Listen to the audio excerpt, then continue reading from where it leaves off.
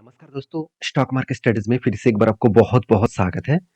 तो मैं हर हफ्ते में आपको 1-2 कंपनी के बारे में चर्चा में डिटेल्स में करता हूँ, हर सैटरडे संडे संडे के दिन, क्योंकि उस कंपनी के बारे में मैं इसीलिए डिस्कशन करता हूँ डिटेल्स में, क्योंकि बहुत सारे दोस्तों के कमेंट्स भी होते हैं और जिस कंपनी के ऊपर मेरा एंट्री होता है और उस एंट्री एक अच्छा खासा टारगेट मुझे as a short term basis में मिलने वाला है, तो उसी के बारे में चर्चा करता हूँ। तो आज मैं आपके सामने केमिकल्स कंपनी के बारे में चर्चा करूंगा, क्योंकि केमिकल इंडस्ट्रीज के हालत आज खराब होने के बाद भी आज जिस कंपनी के बारे में बात करूंगा वो लाइफ टाइम हाई के ऊपर चल रहा है और अपकमिंग टाइम्स में 50% का टारगेट मिलने का चांसेस भी है।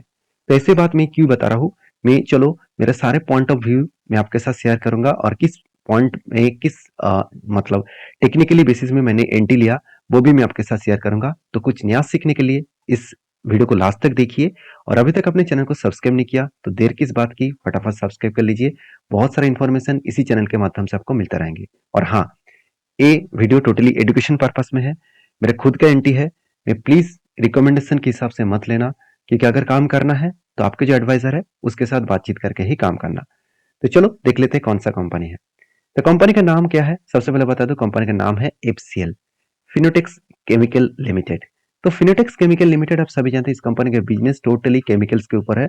और केमिकल का जो बिजनेस है, कंपनी किस किस ऊपर काम करते हैं आप देख सकते हैं, टेक्सटाइल केमिकल्स के ऊपर, उसके साथ साथ ऑयल एंड गैस के ऊपर, इंडस्ट्रियल और जो इंस्टीट्यूशनल जो क्लीनिंग एंड हाइजेनिक प्रोडक्ट है उसके ऊपर, साथ ही साथ इंडस्ट्रियल एंड कंज्यूमर केयर के ऊपर।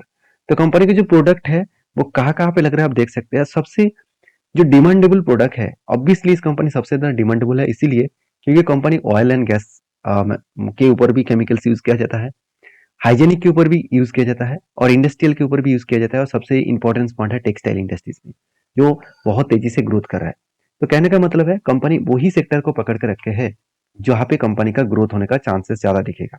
अभी कंपनी का जो प्रोडक्ट आप देखेंगे तो कितने लंबा सा प्रोडक्ट आपको दिखने को मिल जाएगा। आप देख सकते हैं प्री, मैं एक बार आपको दिखा भी देता हूँ। आप देख सकते हैं प्री ट्रांस जो एक्चुअली ट्रांसमेंट जो प्रेस है उसके ऊपर, उसके साथ साथ ऑयल गैस के ऊपर और क्लीन एंड हाइजीनिक के ऊपर, साथ ही साथ डाइंग प्रोसेस के ऊपर, वाटर जो ट्रांसपेरेंट है उसके ऊपर, उसके साथ साथ पेन इंडस्ट्रीज के ऊपर, फैशन सॉरी फिनिशिंग प्रोसेस के ऊपर और प्रिंटिंग प्रोसेस के ऊपर। तो इतने सारे अलग अलग कैटेगरीज के ऊपर कंपनी काम करता है। अभी इस कंपनी के ऊपर सबसे इंपॉर्टेंट पॉइंट क्या है मैं आपको बता दूं। कंपनी का 4+ डिकेड एक्सपीरियंस है, मतलब 4 डिकेड्स का एक्सपीरियंस है। और सबसे मजेदार बात है कंपनी 69 कंट्रीज को कंपनी प्रोडक्ट सेल कर रहा है, 400 से भी ज्यादा इसका स्पेशलिटी केमिकल प्रोडक्ट है। तो कितना स्टेबिलिटी कंपनी आप देख सकते हैं। कंपनी के ऊपर सबसे जो इंपॉर्टेंस पॉइंट है, कंपनी के बहुत सारे सर्टिफाइड रजिस्टर्ड है, जहाँ पे कंपनी को बिजनेस करने में और भी ज्यादा आसानी हो गया और भी ज्यादा ग्रोथ मिल चुके हैं। अभी देखिए कंपनी के ऊपर सिर्फ यही यही डेटा काफी नहीं है, कंपनी का फाइनेंशियल भी डेटा देखना पड़ेगा, तभी कुछ डिसीजन हम लोग ले पाएंगे। सबसे पहले कंपनी के इंपॉर्टेंस पॉइंट क्या है, कंपनी का कैपेक्स। आप देखेंगे कंपनी का जो कैपेक्स है 2000 मतलब 22 में 22 करोड़ का कैपेक्स था, अभी थोड़ा सा कम हुआ, 19 करोड़ के आसपास बन चुके हैं। मगर उससे पहले कंपनी का कैपेक्स 6 करोड़, 5 करोड़, 7 करोड़ इस तरीके से सिचुएशन देखने को मिला था। मतलब कैपेक्स बहुत कम था, धीरे धीरे करके कैपेक्स को कंपनी बढ़ा दिया है। अभी कंपनी के ऊपर सबसे इंपॉर्टेंट पॉइंट देख लीजिए, कंपनी का business. Company all over India में 77% बिजनेस कर रहा है और रेस्ट ऑफ वर्ल्ड में 23%, यहाँ पे 69 कंट्रीज को कंपनी प्रोडक्ट सेल कर रहा है। और कंपनी बेसिकली टेक्सटाइल केमिकल्स के ऊपर ही ज्यादा काम करते हैं, उसके बाद अदर्स सेक्टर के ऊपर भी 5% बिजनेस कर रहा है। टेक्सटाइल इंडस्ट्रीज के ऊपर 95% का बिजनेस है। और सबसे इंपॉर्टेंट पॉइंट क्या है, इस कंपनी का ग्रोथ देखिए। आरओई जो लास्ट 5 ईयर्स तक देखेंगे तो कंपनी के एवरेज आरओई देखने को मिलेगा 20% के ऊपर और आरओसी देखने को मिलेगा 30% के ऊपर। तो इसका मतलब एक हाई ग्रोथेबल सिचुएशन कंपनी देखने को मिला है। डेप्थ एकदम जीरो है, मतलब यहाँ पे टेंशन वाला जो डेटा है वो खत्म हो चुके हैं, क्योंकि डेप्थ कम है मतलब कंपनी का बिजनेस ग्रोथ करे ना करे कंपनी के ऊपर प्रेशर कम रहेगा। और कंपनी का नेट प्रॉफिट मार्जिन जो 15% के ऊपर एवरेजली आपको देखने को मिला। तो जो पॉइंट्स मैं आपके साथ शेयर करूंगा वो ध्यान से देखना, तभी कंपनी के ऊपर ट्रेड लेने में कोई भी परेशानी नहीं होगा, कोई भी दिक्कत नहीं लगेगा। अभी देखिए कंपनी के ऊपर सबसे इंपॉर्टेंट पॉइंट क्या है, कंपनी का पी रेशियो, जो इंडस्ट्रीज पी रेशियो के सेम टू सेम है। क्या पी रेशियो अभी भी 5 साल में कितना पी रेशियो है, देखिए कंपनी एक टाइम पी रेशियो चला गया था 64, और आज कहाँ पे है, 40 है। इसका मतलब इस हाई लेवल तक जाने का वो कोशिश जरूर करेंगे, क्योंकि पिछली बार गया था, मतलब अभी भी जाने का पॉसिबिलिटी है। उसके साथ साथ company price to book value देखूं तो प्राइस टू बुक वैल्यू 14 के आसपास इसका हाई था, और आज कहाँ पे चल रहा है, 12 के आसपास। यहाँ पे भी पॉसिबिलिटी है ऊपर जाने का। साथ ही साथ कंपनी का अगर मैं क्वार्टरली रिजल्ट दिखूं तो कंपनी के सेल्स देखिए, पिछले सालों की तुलना से इस बार सेल्स अच्छा खासा ग्रोथ हुआ। मान लेता हूँ कंपनी के क्वार्टर क्वार्टर बेसिस में सेल्स थोड़ा सा कम हुआ, मगर ईयर पर बेसिस में अच्छा खासा सेल्स देखने को मिला। और कंपनी के नेट प्रॉफिट 22 करोड़ से 33 करोड़ के आसपास देखने को मिला। इसका मतलब अच्छा खासा कंपनी का नेट प्रॉफिटेबिलिटी ग्रोथ होता देखने को मिला।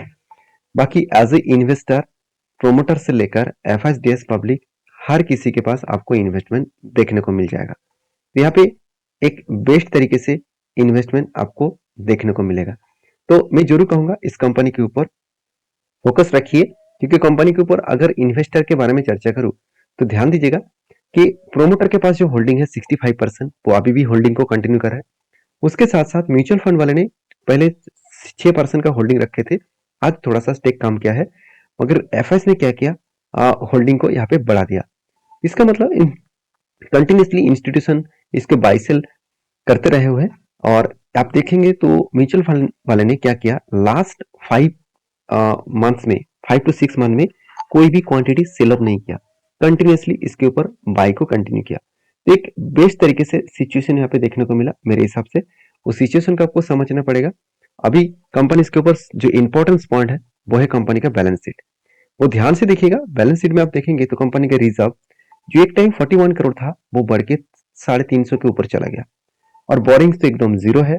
उसके साथ साथ कंपनी का फिक्स एसेट 10 करोड़ से 110 करोड़ बना, मतलब 10 टाइम्स ग्रोथ हो गया 10 सालों में। उसी तरीके से अगर मैं कंपनी के ऊपर एक इंपॉर्टेंस पॉइंट दिखा दूं कि कंपनी को कितना ट्रेड मिला, कंपनी को कितना प्रोजेक्ट मिला, आज तक की हाईएस्ट प्रोजेक्ट इस बार मिल चुके हैं 144 करोड़ के आसपास। तो सोचिए, मुझे इस कंपनी के ऊपर अभी फिलहाल के लिए कोई नेगेटिव सेंटीमेंट नहीं दिखा। इसके लिए मैंने एक एंट्री लिया था पहले, जो मैं आपके साथ शेयर भी किया था। जो यहाँ पे कप विद हैंडल पैटर्न से एक पैटर्न क्रिएट हुआ था, पहले एक कप बना, उसके बाद फिर से एक हैंडल बना, और कप विद हैंडल बनने के बाद यहाँ पे ब्रेकआउट हुआ, और धीरे धीरे करके वो टारगेट को अचीव किया। तो टारगेट कोई छोटा मोटा टारगेट नहीं था, 38% के आसपास था। अभी फिर से इसके ऊपर एक फ्रेश एंट्री हो चुके हैं। फ्रेश एंट्री कहाँ पे बना, आप ध्यान से देखिएगा। यहाँ पे क्या बना, एक शोल्डर, उसके बाद एक बिग हेड बना, उसके बाद एक शोल्डर बना। फाइनली यहाँ पे ब्रेकआउट भी हुआ, और ब्रेकआउट कंफर्मेशन भी हो चुके हैं। और अभी देखिए धीरे धीरे करके वो ऊपर जा रहा है, और मेरा जो टारगेट है वो टारगेट लेकर मैं चल रहा हूँ करीबन करीबन 582 के आसपास। ये जो टारगेट है मेरा खुद का टारगेट है, प्लीज इसको रिकमेंडेशन के हिसाब से मत लीजिए। काम करना है तो प्लीज आपके रिसर्च के हिसाब से काम करिए, आपके ओपिनियन के हिसाब से काम करिए। हाँ, एक चीज मैं आपको बोल सकता हूँ, जब भी आप किसी कंपनी के ऊपर काम कर रहे हैं तो आपके टोटल इन्वेस्टमेंट का 5% से ज्यादा पैसा मत लगाइएगा। अगर लॉसेस होगा तो 5% के ऊपर ही होगा, छोटा मोटा लॉसेस होगा। प्रॉफिट भी मान लेता हूँ कम होगा, लॉसेस भी कम होगा, मगर ऐसा नहीं कि कुछ कंपनीज के ऊपर आपने स्टडी देख लिया और पूरा का पूरा 1-2 लाख रुपया लगा दिया। ऐसे मत करिए, आप पे बुरी तरीके से फंस सकते हैं। मैं आज तक इतने साल काम करने के बाद भी मैं 10% के ज्यादा, 10 से हार्डली मैं 12% तक मैं इन्वेस्टमेंट किया हूँ, उससे ज्यादा किसी भी कंपनी के ऊपर इन्वेस्ट नहीं किया।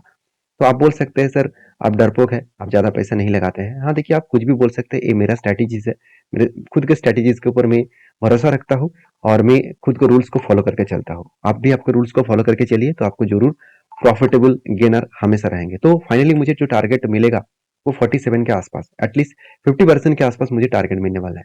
तो ये तो था कंपनी का पूरा अपडेट। वीडियो में अगर जानकारी अच्छा मिले तो प्लीज लाइक करना, और इसी तरीके से क्वालिटी कंटेंट पाने के लिए चैनल के ऊपर बने रहना।